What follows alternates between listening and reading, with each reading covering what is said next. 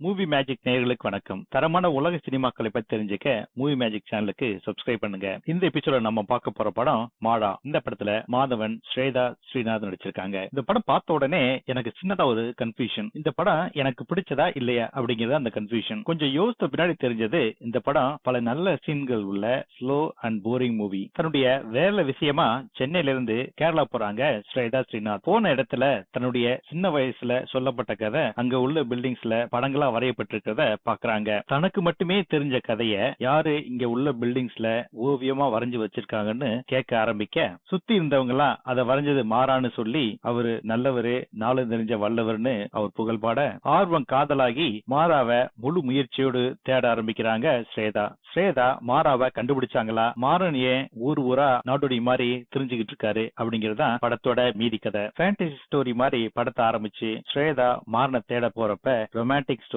ஆகி கடைசியில எமோஷனல் டிராமாவாகி கண்ணுல வேர்க்க வச்சு படத்தை முடிக்கிறாங்க. இந்த படத்துல கேரளாவை அழுக்காவும் ஊட்டிய அழகாவும் கட்டியிருக்காங்க. பின்பாதியில வர்ற ஊட்டி மாதிரியே முன்பாதியில வர்ற கேரளாவையும், அதுவும் ரொமான்டிக் ஸ்டோரி நடக்கிற அந்த காலகட்டத்தை அழகா காட்டியிருந்தா நல்லா இருந்திருக்குமோன்னு தோணுச்சு. ரெண்டு சீன்ல வர்றது அபிராமியாது. சமீபத்துல ஒரு பேட்டியில பார்த்தப்ப ரொம்பவே குண்டா இருந்தாங்க. இந்த படத்துல ரொம்ப இழைச்சு பயங்கர ஸ்லிம் ஆகி ஆளே அடையாளம் தெரியாத மாதிரி இருந்தாங்க. நல்லா நடிச்சிருந்தாங்க. அவங்க இதே மாதிரி நிறைய படங்கள் நடிச்சா ரொம்ப நல்லா இருக்கும். இந்த படத்துல வர்ற மாதவன் கேரக்டர், தம்பி படத்துல வர்ற மாதவன் கேரக்டர் ரெண்டும் ஒண்ணுதான். ரெண்டு கேரக்டர்ஸுமே மனிதர்களை, ஜீவராசிகளை நேசிக்கிற ஒரு ஈரமான மனுஷன். ஏற்கனவே பண்ண கேரக்டர்னாலயோ என்னவோ மாதவன் இந்த கேரக்டரை ரொம்ப அசால்ட்டா தூக்கி சாப்பிட்டுட்டு போயிட்டே இருக்கார். அவருடைய கனிவான கண்களும் அன்பான பார்வையும் இந்த கேரக்டருக்கு ரொம்ப பொருத்தமா இருக்கு. இவர் எங்கேயோ பார்த்திருக்குமேனு உத்து கவனிச்சேன். அட, நம்ம அலெக்சாண்டர் பாபு எம்ஜிஆர் மீசையெல்லாம் வச்சு காமெடியில கலக்கி இருக்கார். அவர் சொல்ற அந்த ரொமான்டிக் ஸ்டோரியை கேட்டு மாதவன் மாதிரி நானும் விழுந்து விழுந்து சிரிச்சேன். ஸ்வேதா